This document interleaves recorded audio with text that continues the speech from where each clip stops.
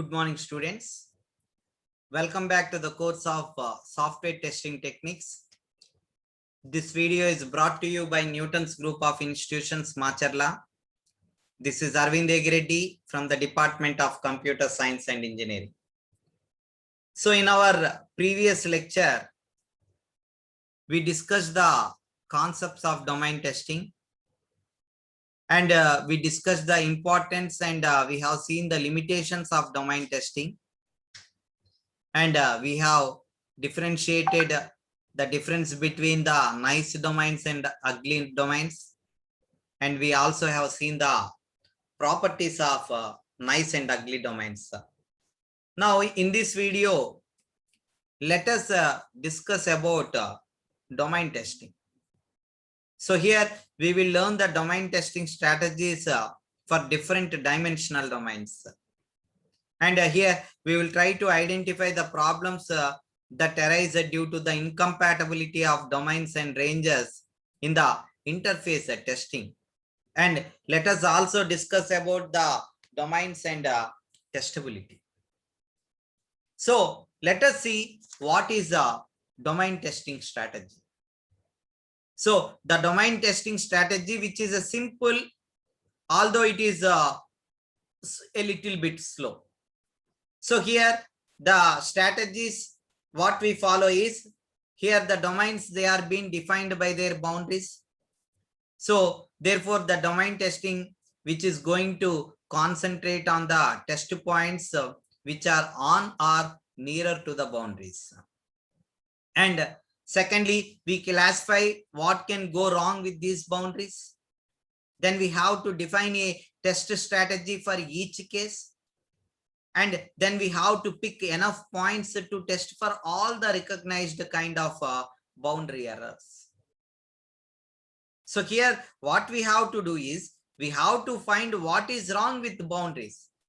And then we have to define a test strategy for whatever the boundaries what we have identified as wrong. Because every boundary that is going to serve at least two different domains. Here the test points we use to check one domain can also be used to check the adjacent domains.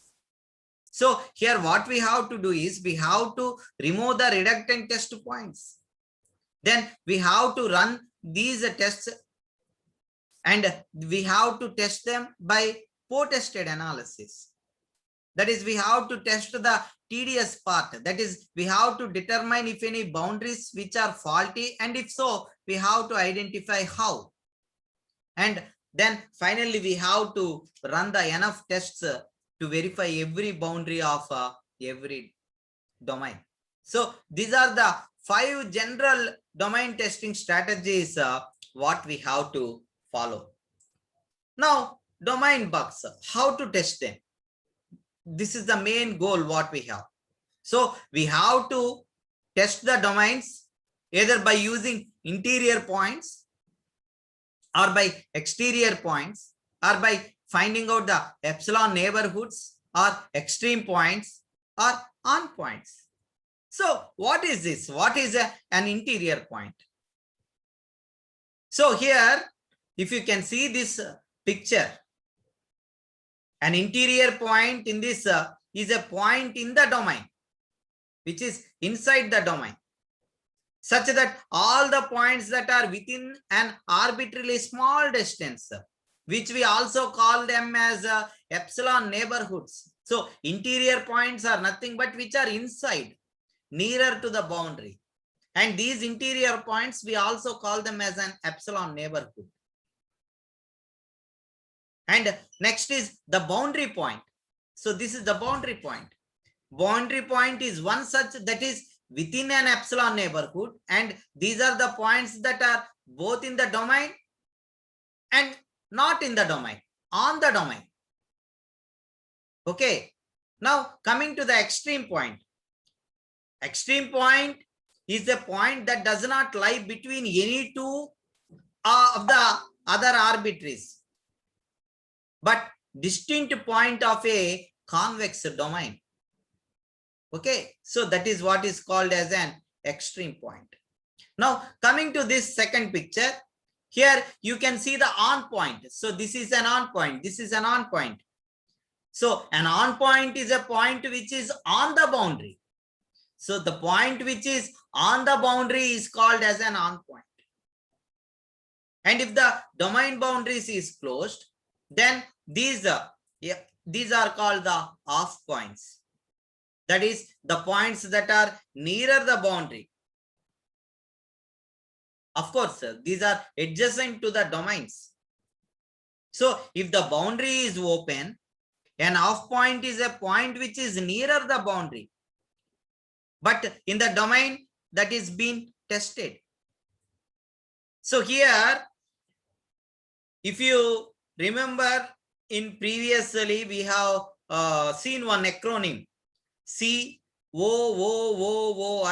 that is closed off outside, open off inside.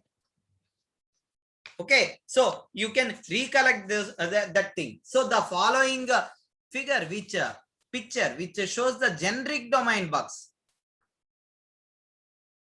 Okay, so here we can see the generic domain bugs, and these generic domain bugs, they are shifted boundaries, that is closure bugs, or tilted bugs, or extra boundaries, or missing boundaries. So they can be open close errors, or shifted boundaries, or tilted boundaries, extra boundaries, missing boundaries. So these are the generic domain bugs what we notice while doing the domain testing. Shifted boundaries. So the boundaries are being shifted from here to here. It is being shifted. Tilted boundaries. The boundaries are being tilted with some angle. They are being. So like this it has to be, but it is been tilted. So here the boundaries like this, but it is been shifted up. Open or closed boundaries like this. Extra boundaries. See here you can see originally there are two boundaries. This is the extra boundary. And here missing boundaries. There is no boundary at all. So such boundaries are called as missing boundaries. Okay. So now let us see the different testing what we can do on the domain testing. So we can do testing on one-dimensional domains. We can do testing on two-dimensional domains. We can do testing on equality and inequality predicates, random testing, testing n-dimensional domains. So let us see one by one. So testing one-dimensional domains. So in this figure, which shows the possible domain bugs for an one-dimensional open domain boundary. So either the closure can go wrong, that is we can assign to the wrong domain, or the boundary, that is a point in this particular case, which can be shifted from one way or to the other, or we can be missing a boundary, or we can even have an extra boundaries. So in this figure, if you can see, we assume that the boundary was to be open to A. That's why it is open. So here the bug what we are looking for, a closure error, which converts to greater than or equal to, or less than, to less than or equal to. So greater than is being converted to greater than or equal to, or less than to less than or equal to. So one test on the boundary point that is going to detect this bug, because processing for that point will go on the domain A rather than on domain B. Then here, if you can see the third picture, we have suffered a boundary shift to the left. So this is boundary. Instead of here, it is shifting to the left. So the test point we used for closure detects this bug, causes the bug force. So it is being pointed from the domain B. So it should be A, but here it is shifted left to B. Here, if you see the other way, that is shifting right. So this here the on point, it is not telling us anything because the boundary is shifted. It does not change the fact that the test point will be forced in B.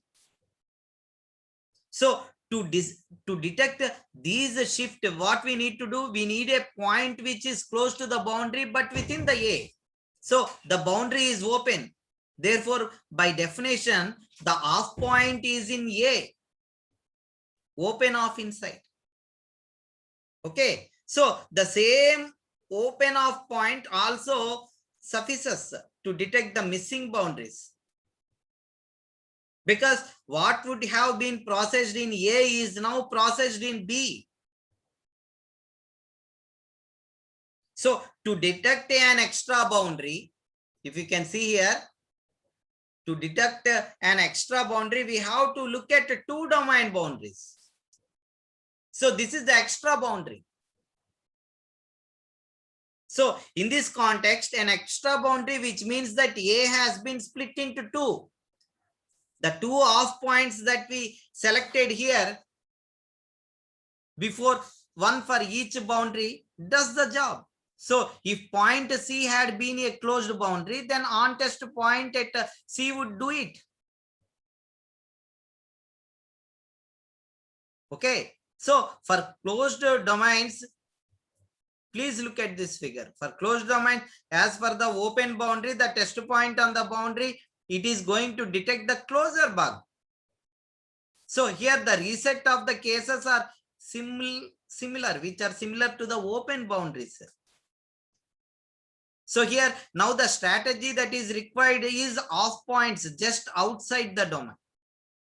So here let us see the two-dimensional bugs.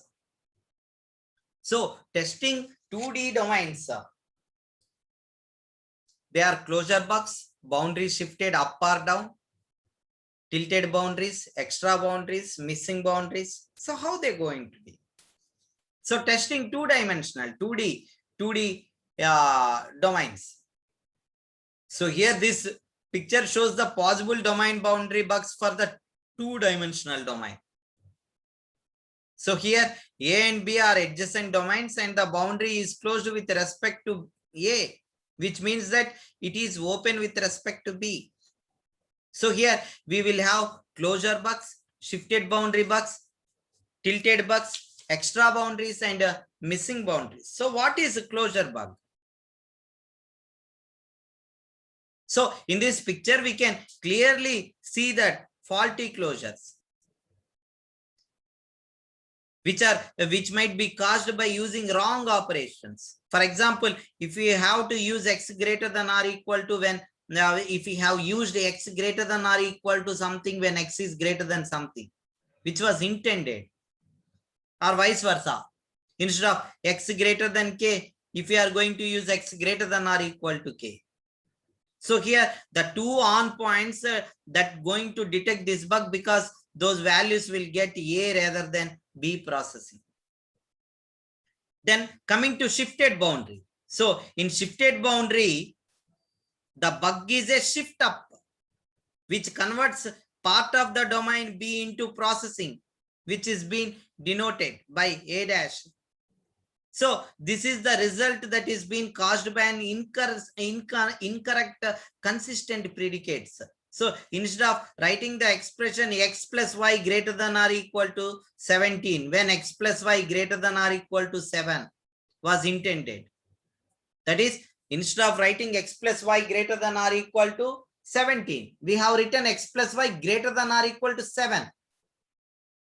So 17 equal to 17 is being made greater than or equal to 7. Greater than or equal to 17 is made greater than or equal to 7. So we are shifting the boundaries down. Suppose if we have x plus y greater than or equal to 17, instead we have written x plus y greater than or equal to 27. So instead of 1, we have written 2, 27. So shifting the boundary up. So here the off point that catches the bug shows up a shift down that is caught by two on points, or shows the two shift points that are being shifted up. if we are writing 17. Now, tilted boundaries. So a tilted boundary occurs when the coefficients in the boundary inequalities are wrong. That is, if for example, if we have 3x plus 7y greater than 17. So where the predicate is instead of 3x plus 7y greater than 17, if we are writing 7x plus 3y greater than 17. This is what is called as a tilted boundaries, because here the coefficients are shifting. So which creates enormous domain segments, A dash and B dash. So here in this particular example, the bug is caught by left on point. Now coming to the extra boundaries, an extra boundary which is being created by an extra predicate. So an extra boundary will slice through many different domains and will therefore cause many test failures for the same bug. So the extra boundaries is caught by two on points, and depending on which way the extra boundary goes, possibly by off points also sometimes.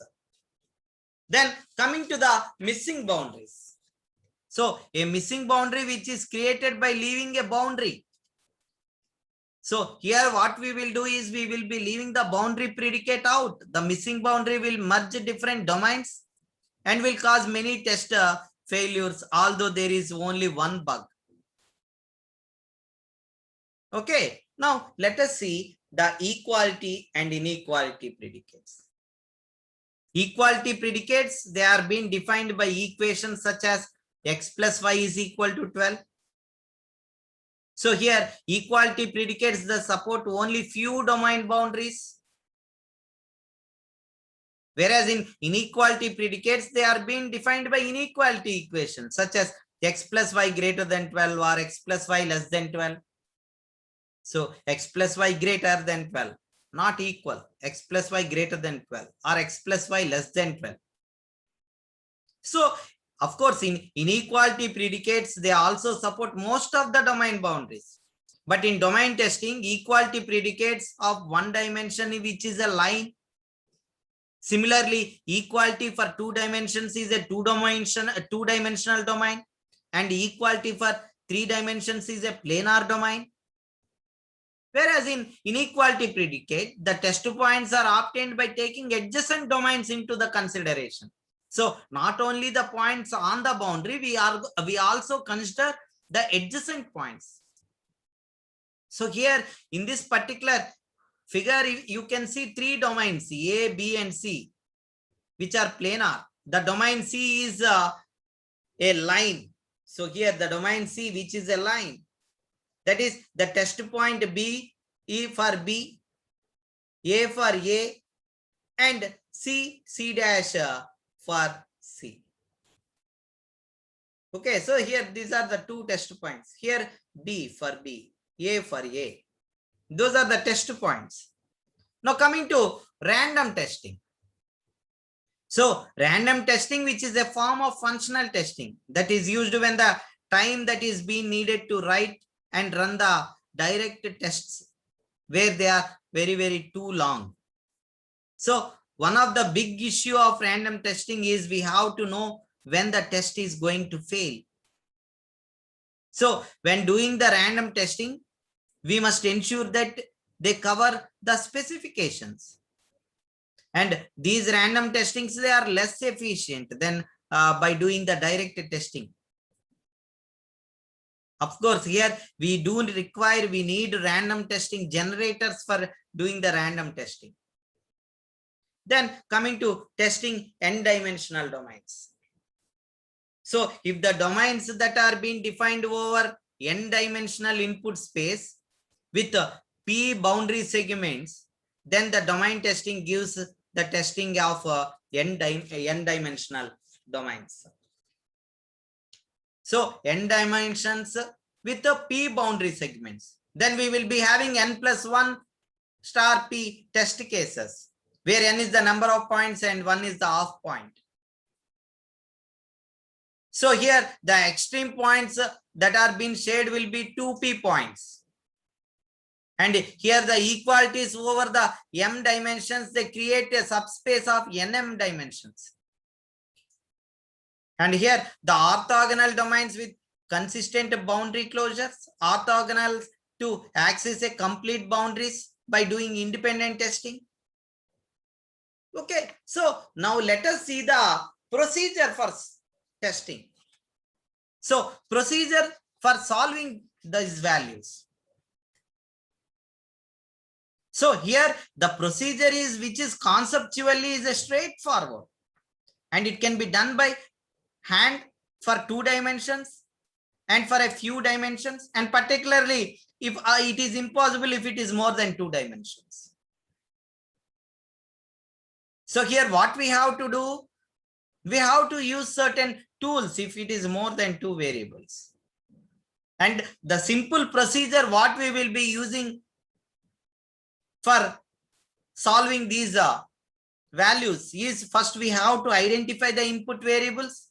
Second, we have to identify the variables which appear in the domain defined predicates, such as control flow predicates. Then we have to interpret all the domain predicates in terms of input variables.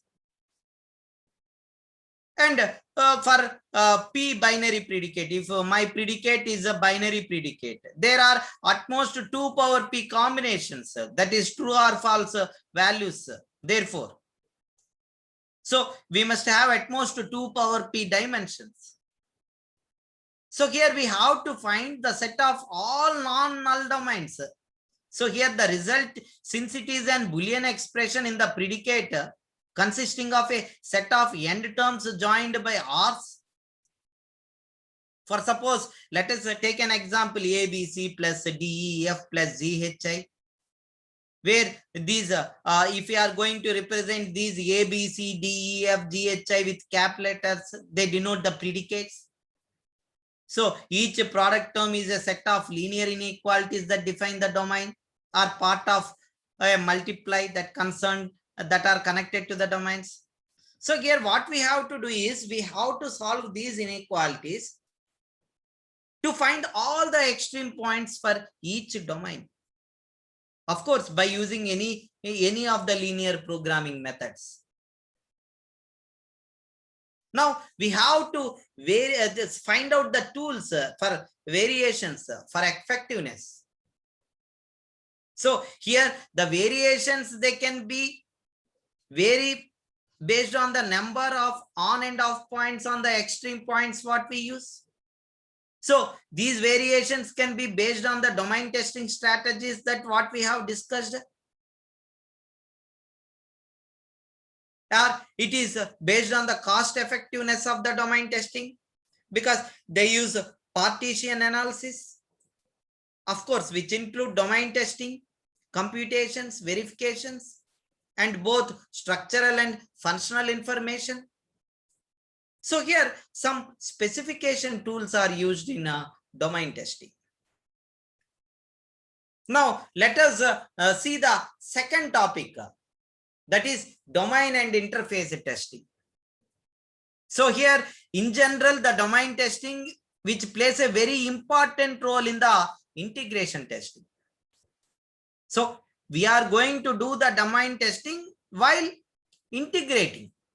So at the time of integration, while performing the integration testing, we do this domain testing. So in integration testing, we can find the interface on different components. So here we are going to find out, we are going to determine whether these components are accurate or not. So here let us see the two terms, domain and range. So domains, they are nothing but they are the input values that are being used, and the range is just opposite of domains. That is, range is the output that is being obtained. So here we are doing this domain testing at the time of integration, performing the integration testing. So here the most testing techniques, in most of the testing techniques, we are being forced on the input values. This is because with the help of these input values, it will be easy to identify the output. But interface testing, which gives more force on the output values. So here the interface test that consists of exploring the correctness of the mapping. Because at the time of integration, once after integrating, for whatever the input values we give, we see whether the output values are correct or not. So here the interface testing which gives more force on the output values, because this interface testing will be doing at the time of integration. So here you can see caller domain, caller range. So there caller unit test, caller range, caller domain, integration test, caller domain, caller range, caller unit test. Now let us see what is closure compatibility. So here we have to assume that the caller range and the called domain spans the same number. So here in this particular figure, we can see the 4 ways in which the caller range closure and the called domain closure can agree. So caller, called. So here caller and called both are same. Here caller and called, both sides they are open.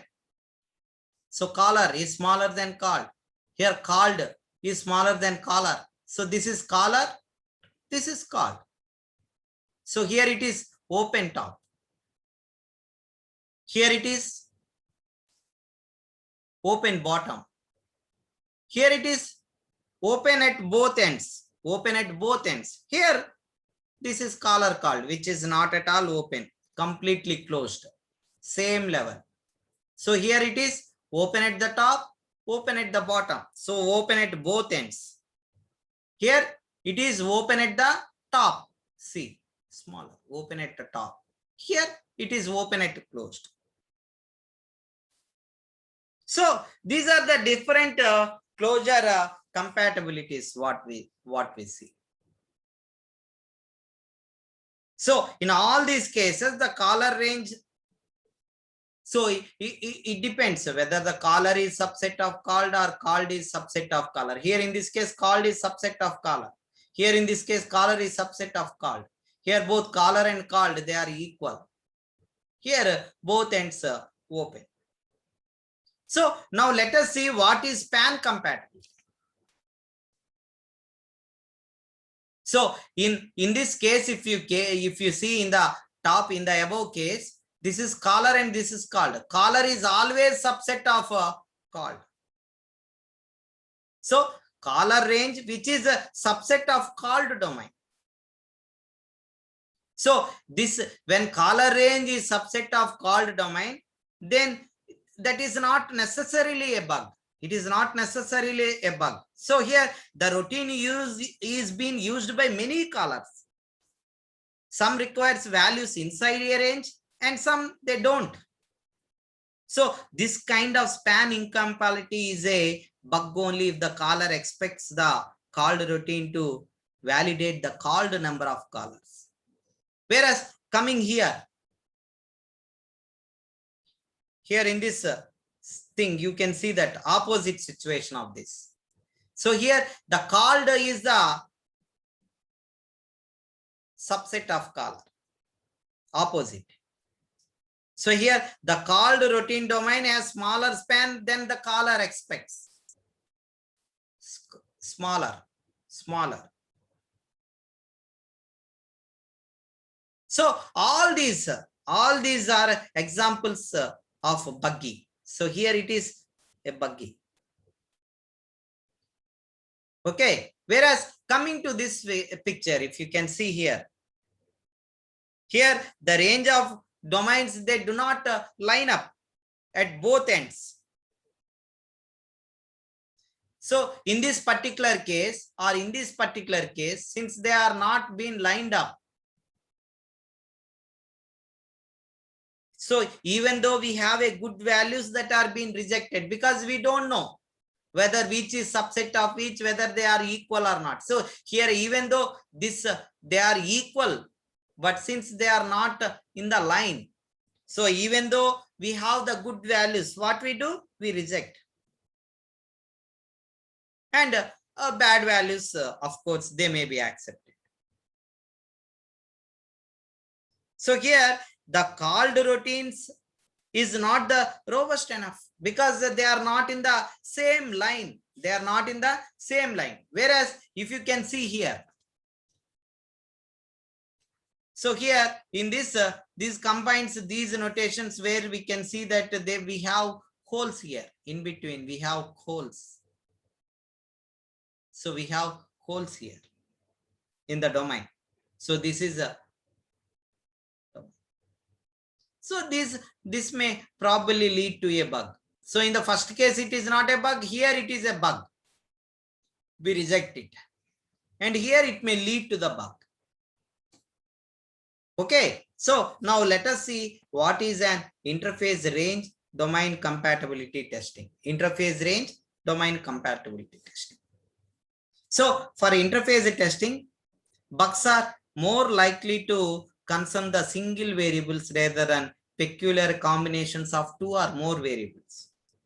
So here what we do is we test every input variable independently of other input variables to confirm the compatibility of the caller range and called routine domain space and closure of every domain that is being defined for that particular variable. So here there are two boundaries that what we use to test. It is a one-dimensional domain. If it is a one-dimensional domain, then therefore it is going to require one on and one off point for boundary, or a total of two on points on the two boundaries, or two off points for the domain. So here what we have to do is we have to pick the off points operated to the closure, that is COOOOL. That is, we have to start with the caller routine domains and we have to generate the test points in accordance to the domain testing strategy that is being used for the routine in component testing. So here, unless we use some mathematical formulas, which we won't be able to do without the tools for more than one variable at that particular time. Then finding the values or solving the inequalities. Here we have to start with the called routine domains and we have to generate the test points. So a good component test should have included all the interesting domain testing cases. And we have to have those test cases that are the values for which we must find the input values of the caller. So this is how we have to find the values. Then coming to domain and testability, the third topic in this particular part.